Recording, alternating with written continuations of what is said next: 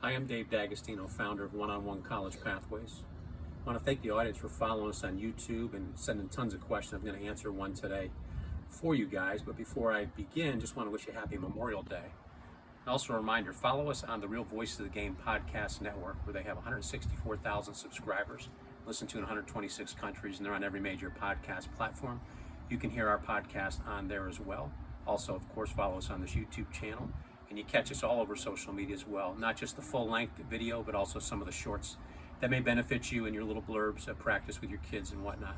So a question I got asked by the audience is, as an adult, as a former coach, as a former player, how do I balance all that experience when I'm dealing with a young student athlete here on their search for a college? And I'll answer it this way. We always go back to our tenets. We believe in radical truth and radical transparency, and that'll lead to meaningful work and ultimately a meaningful relationship. And my role, I take it very seriously. As a father of four, a parent is inviting me into their world, which is a very intimate process, the recruiting process. We see the good, the bad, and the ugly. And I'll sit in as a surrogate parent. I'll also be a surrogate coach. In some ways, I'm a surrogate skill trainer, never replacing those roles with the kid, because those roles are vital.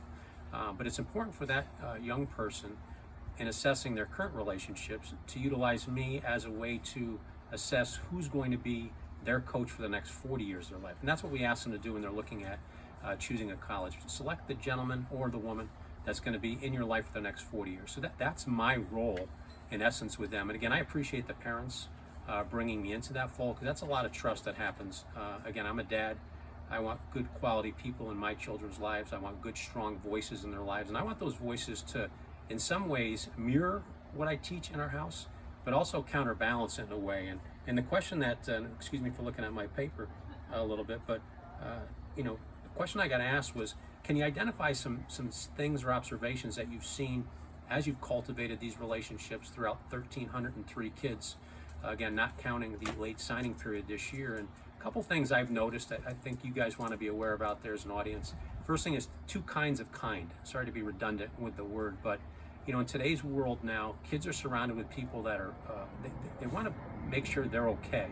And they want to let them do what they do. And I call it the Hakuna Matata world, no worries. Hey, let them eat what they want, let them do what they want. And as a result, you get kids that, maybe eating McDonald's all day and playing video games. And in a lot of cases, people will be like, let them do that. I don't think you're being kind. And they, again, I'll take it back. They mistaken that for kindness. And I believe you're not being kind to their potential. And that's kind of where I balance those two kinds. I'm still kind, but I'm kind to the potential. My message may be, hey, let's read a book, let's get outside, let's eat healthy.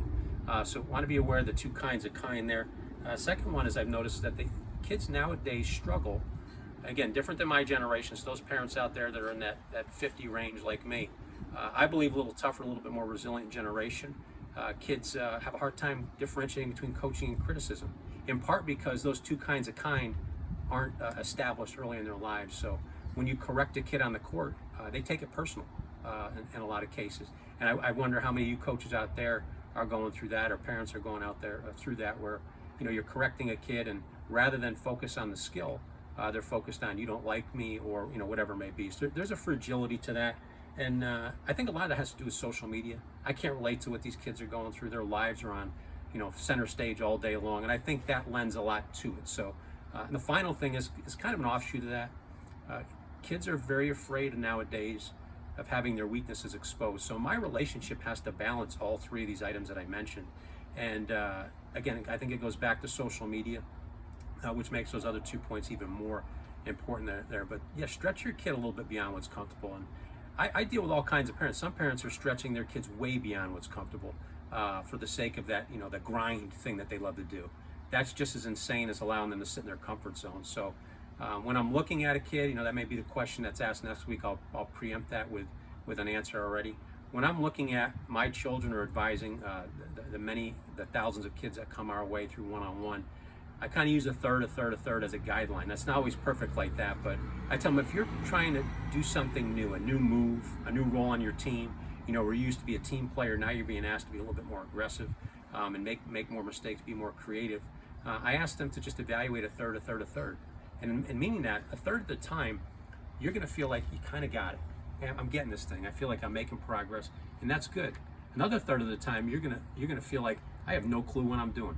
There's no way I'm gonna get this, and you're gonna feel like garbage, and that's okay too.